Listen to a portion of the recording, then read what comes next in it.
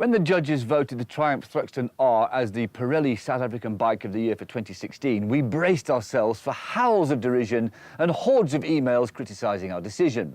However, our choice was vindicated when American website motorcycles.com also voted the entire Bonneville platform as their Bike of the Year. But how can a retro bike beat all the thoroughly modern motorcycles that are current for 2016? Well, that's just the point.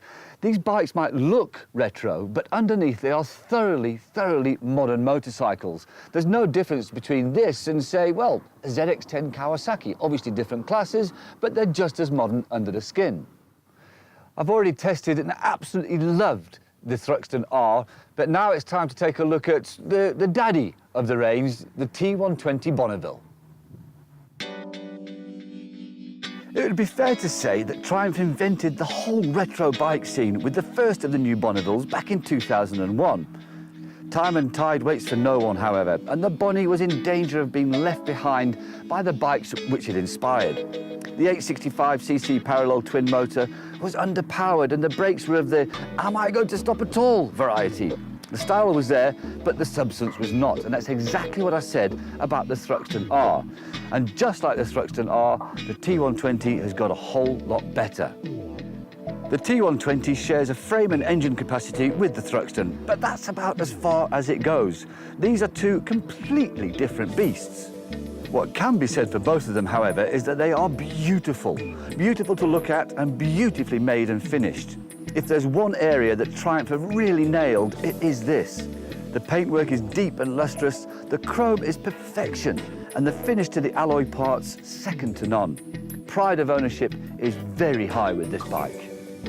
What is not immediately apparent is that the new for 2016 Bonnevilles are liquid-cooled. The engine is still unmistakably a Triumph parallel twin, with cooling fins on the cylinder head and barrel where they always were. What's not so obvious is the small, unobtrusive radiator fitted to the front down tubes of the frame. You really have to look hard to see it, and then from the front of the bike only. It's completely invisible from the side. It's a very nice bit of packaging.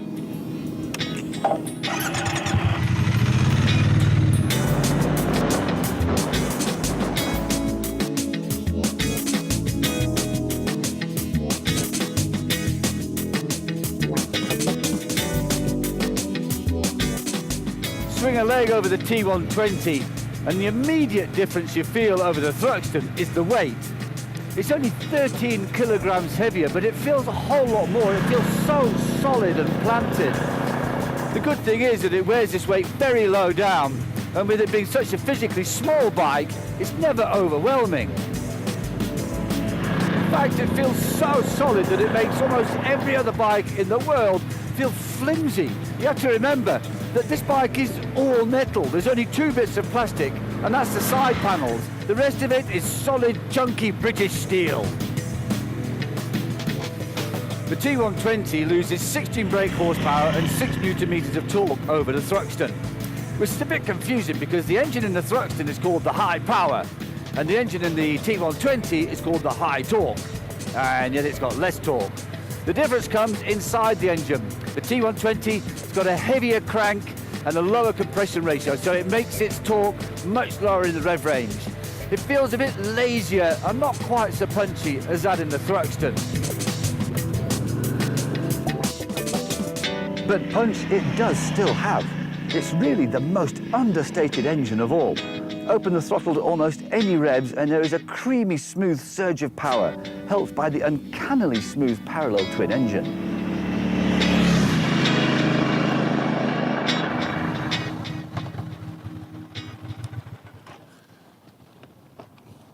Back in the 60s, the T120 Bonneville was the road burner of the day. It was the superbike of the day.